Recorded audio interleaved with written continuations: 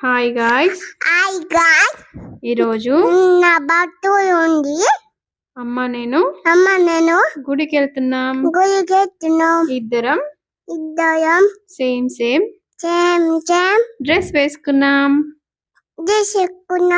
ఎలా ఉందో కామెంట్ లో చెప్పండి.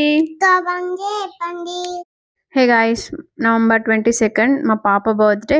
సో ఇద్దరం ట్విన్నింగ్ వేసుకున్నాం. నా శారీని ఇలా ఇద్దరికి డ్రెస్సెస్ లాగా కన్వర్ట్ చేసిన చాలా సూపర్గా వచ్చినాయి.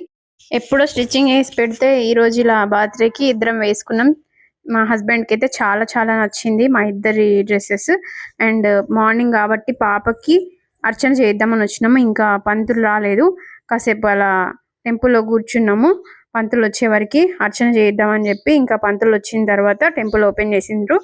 ఇంకా పాప పైన అర్చన చేయించినాము.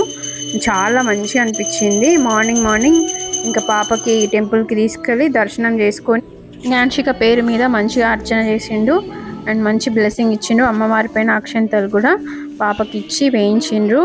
అండ్ చాలా మంచి అనిపించింది. ఇది తులజా భవానీ టెంపుల్ మాకు దగ్గరలో ఉంటుంది, ఎప్పుడు వెళ్తుంటాము.